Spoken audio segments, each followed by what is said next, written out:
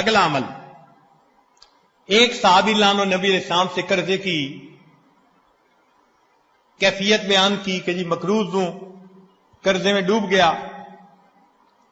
نبی علیہ السلام نے دعا سکھائی، اللہم انی اعوذ بک من الہم والحزن واعوذ بک من العجز والکسل واعوذ بک من الجبن والبخل واعوذ بک من غلبۃ الدین وقہر الرجال۔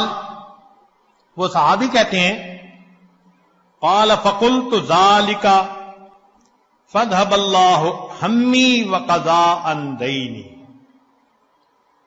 میں نے اس دعا کو پڑھا، اللہ نے میری پریشانیوں کو بھی دور کر دیا، میرے قرضوں کو بھی اتروا دیا۔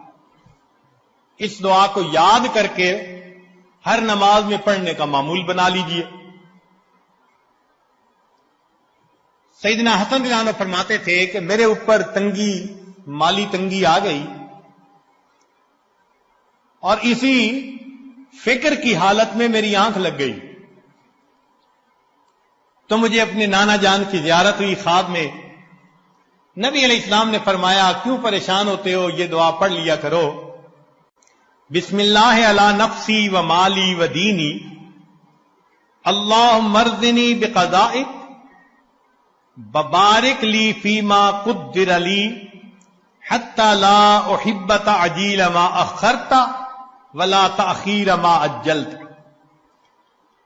فرماتے ہیں کہ اس دعا کو پڑھنے کے بعد مجھے اپنی بعد کی زندگی میں کبھی مالی پریشانی نہیں آئی۔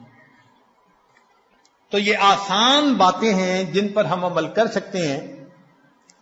تعویذوں کے پیچھے بھاگتے پھرنا یا عاملوں سے نسخے ٹوٹ کے پوچھتے پھرنا، کیا ضرورت ہے اس کی؟